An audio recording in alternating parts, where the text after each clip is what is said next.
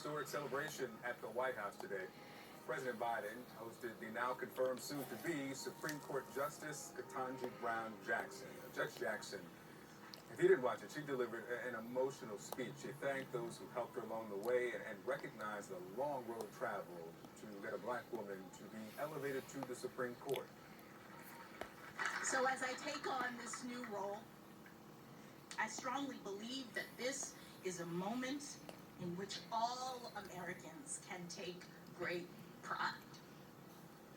We have come a long way toward perfecting our union. Let's discuss with CNN political commentator Keisha Lance Bottoms, who was there today at that White House event, and CNN legal analyst Elliot Williams.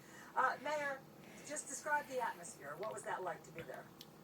It was very celebratory, and it was like a family reunion of sorts because we haven't had many of these large gatherings at the White House. There were people there from all over the country representing all groups and governments across the country, and it really looked and felt like America, and it was just a wonderful day.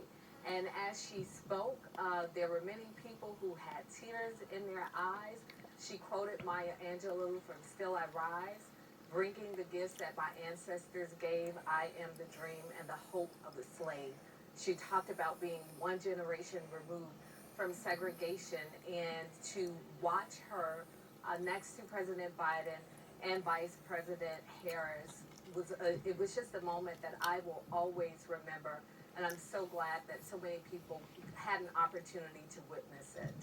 Yeah, that first line of her remarks when she said, "First, I want to thank God who delivered me as promised," certainly stood out to me. Elliot, let me come to you with, we heard from the president. He said that, what Judge Jackson endured, using his words, during the confirmation hearings amounts to verbal abuse. Republicans complain about how Kavanaugh was treated, but was this different?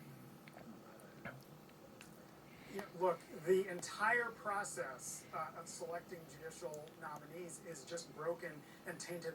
Look, Victor, in the last day, Senate Majority Leader Mitch McConnell has acknowledged that he may not even bring up any future nominees if he's Majority Leader again. There's plenty of time to fight about how tainted and dirty the process is. Today, frankly, should be a day of joy for all Americans. Think about not just the black boys and girls who are seeing Ketanji Brown Jackson, but the white kids who are now growing up in a world where a Supreme Court justice can be a black woman. That's their framing and their notion of what success in the Supreme Court looks like. So, look, it's a horrible process now. Consider that she only got 3 Republicans supporting her, whereas just a couple of years ago, John Roberts had 22 Democrats supporting him. In the last several years, it's just gotten ugly and hideous and partisan.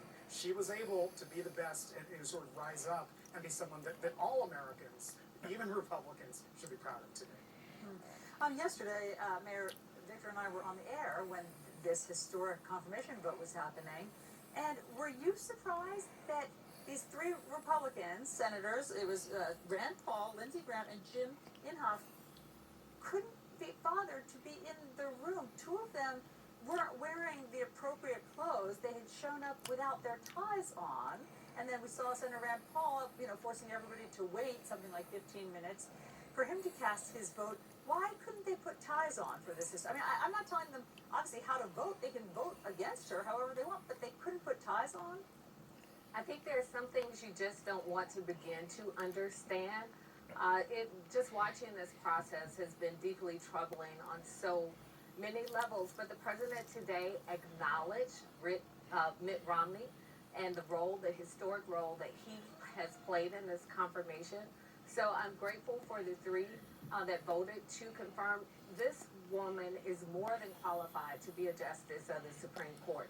And to show up not even dressed appropriately is not just disrespectful to her personally, but to the Senate and to the American people. And I hope that as people go back out to vote this November, we will remember how we got to this moment. We were able to get to this moment because Joe Biden is president and because there is a Senate that values the diversity of this country and values competence.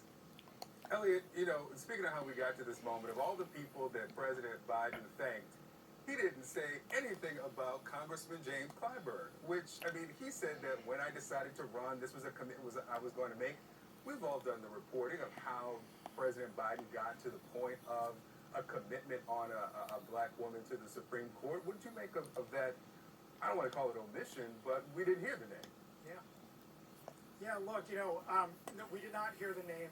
Who knows what was behind that? This is one of those interesting moments, Victor, where something that might have been politically expedient was also morally the right thing to do. It was past time for, number one, for the Supreme Court to frankly, to have a majority of non-white men, but to have a Supreme Court that looks more like America. I was struck in particular, Victor, along those lines, of the words the president used today when describing Ketanji Brown Jackson. In his remarks, he used excellence, calm, humility, poise, composure, patience, restraint. This is, it's really just a remarkable nominee. It is, the omission, I think, of Congressman Clyburn's name was notable, but at the end of the day, this is something that I'm sure that all of us should be proud of. Elliot Williams, Keisha Lance Bottoms, thank you both.